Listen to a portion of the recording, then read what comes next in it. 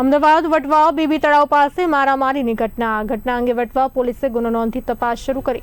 પોલીસે કાર્યવાહી કરીને 2 આરોપીઓની ધરપકડ કરી છે। અન્ય સંડોવાયેલા આરોપીની શોધખોળ ચાલુ। મામલે વધુ તપાસ વટવા પોલીસ દ્વારા હાથ ધરાઈ રહી છે। 8 અલગ અલગ વ્યક્તિઓ દ્વારા આ કામના જે ઈજા પામના છે તેમની ઉપર લાકડાના દંડા તથા પાઇપ વડે હુમલો કરવામાં આવેલો હતો।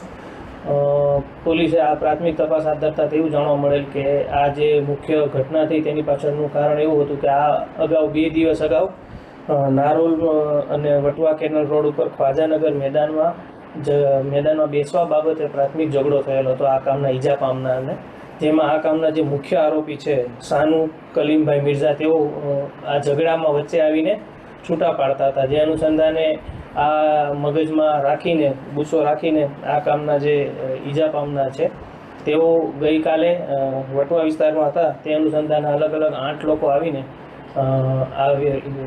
સાહિલ ઉપર હુમલો કરીને તેઓને જાનથી મારી નાખવાનો પ્રયાસ કરવામાં આવેલો હતો। આ અનુસંધાને વટવા પોલીસ સ્ટેશનમાં ગુનો દાખલ કરવામાં આવેલો, જેમાં ભારતીય ન્યાય સંહિતાની કલમ 109(1), 189(2), 191(2) તથા 191(3) અનુસંધાને ગુનો દાખલ કરીને આ જે અલગ અલગ 8 આરોપી છે તેમાંના 2 મુખ્ય આરોપીઓની ધરપકડ ગણતરીના કલાકોમાં વટવા પોલીસ દ્વારા કરવામાં આવેલ છે।